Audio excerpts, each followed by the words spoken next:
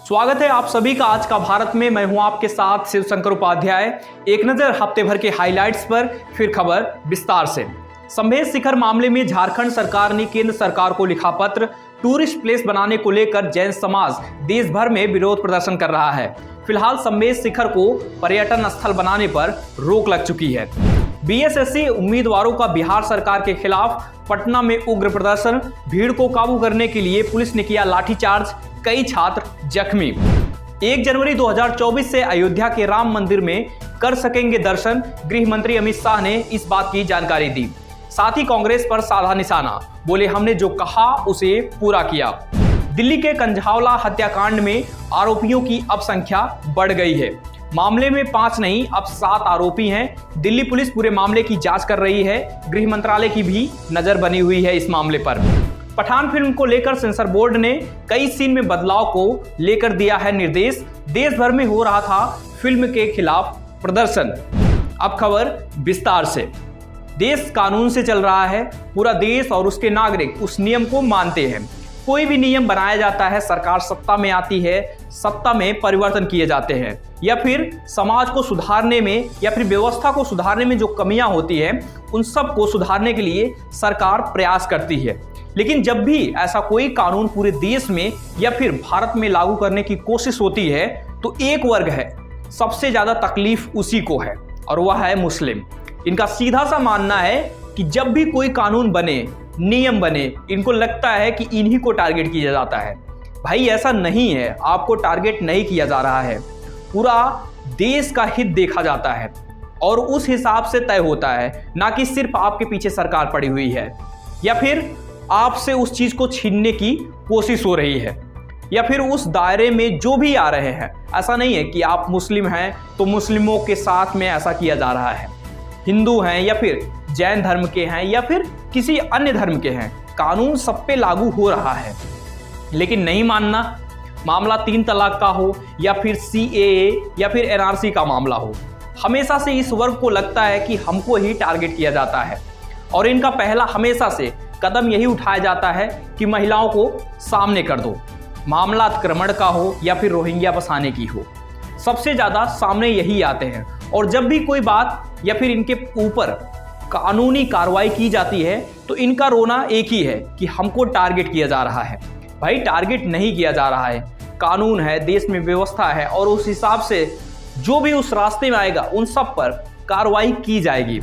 अब मामला हल्द्वानी का है। पूरे देश में माहौल बनाकर उसी को हाईलाइट किया जा रहा है कि भाई गरीब हैं, परेशान हैं, इनको सरकार बेघर कर रही है क्योंकि बीजेपी की सरकार है, तो इनको लग रहा है कि मुस्लिम टारगेट है। ऐसा नहीं है, मुस्लिम टारगेट नहीं है। लेकिन जिस तरीके से जमीनों पर आप कब्जा कर रहे हैं या फिर सरकारी प्रॉपर्टी पर कब्जा कर रहे हैं, और कल को जब सरकार आपसे खाली करवाने आ रही है या फिर कोर्ट सरकार को आदेश दे रही है कि खाली करवाइए, तो आप प्रशासन जाहिर सी बात है आपके सामने आएगी और आपका फिर से रोना धोना शुरू हो जाएगा।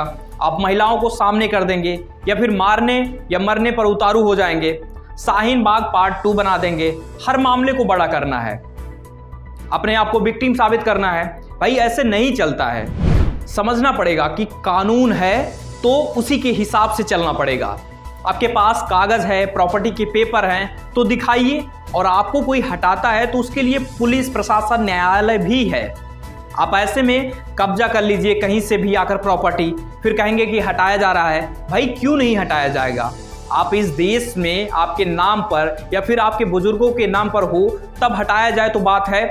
आप अवैध पहले तो कब्जा करते हैं, फिर आप आकर बताते हैं कि आपको परेशान किया जा रहा है, सताया जा रहा है, आपको भगाने की कोशिश की जा रही है। भाई इस देश में अल्पसंख्यक आप ही नहीं है, मुस्लिम के अलावा भी देश में अल्पसंख्यक होते हैं। जैन हैं, ईसाई हैं, सिख हैं, ये सब भी आते हैं। ये सब तो कहीं भी अतिक्रमण नहीं करते हैं, सिर्फ आप ही इतना ज़्यादा क्यों अतिक्रमण करते हैं? हर जगह आपको ही क्यों चाहिए? भाई अगर आपको इतना ही ज़्यादा परेशानी है, वक्फ बोर्ड के पास सबसे ज़्यादा ज़मीन है, उसी के पास में है, जाइए मांगिए अपना हिस्सा। कितना हिस्सा लेंगे? सबको दिलवा दीजिए एक एक घर, आखिर उस ज़मीन का क्या होगा? और अब इन पर सियासत करने वाले इनके नेता आ गए हैं सामने। आप धरना दो, सरकार की खिलाफत करो, मारपीट करो, प्रशासन कानून व्यवस्था तो है ही नहीं, बाकी भड़काने के लिए तो ये आ ही जाएंगे। अब हल्द्वानी का मामला है, इस मामले में नेता कूद कूद के सामने आ रहे हैं। अखिलेश यादव की बात कर लें या ओवैसी साहब की, ये सब कूद गए हैं इस मामले में। भाई आप मुख्यमंत्री रहे हैं, सांसद हो, आपको पता होना चाहिए कि देश कानून से चलता है।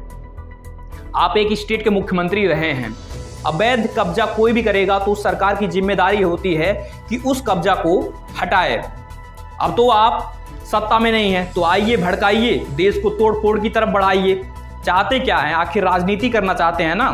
वोट बैंक दिख रहा है, मुस्लिमों को दिखाना है कि हम आपके बारे में सोच रहे हैं। इतना ही शौक है तो दिला दीजिए, आपके पास करोड़ों की संपत्ति है, दिला दीजिए सबको एक एक घर। आप इतने सालों से मुख्यमंत्री रहे हैं, करोड़ों अरबों के मालिक हैं, दिलवाइए सबको एक तरफ से।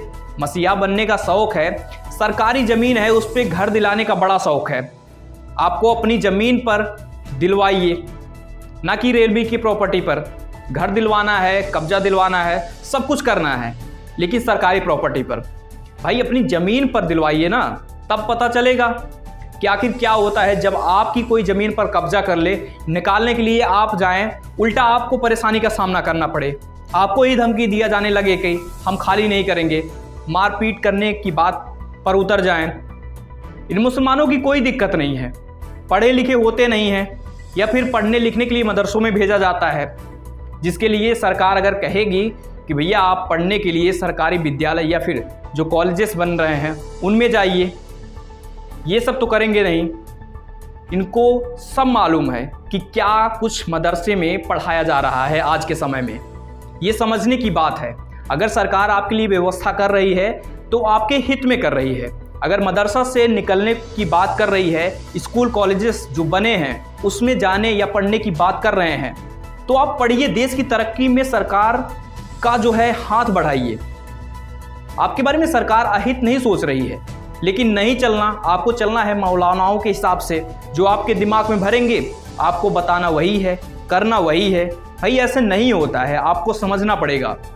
और ये नेता जो आपको मसीहा बनकर दिखा रहे हैं, एक कौड़ी की जमीन नहीं देंगे, एक दिन का खाना खिलाने के लिए नहीं आएंगे, ये समझिए।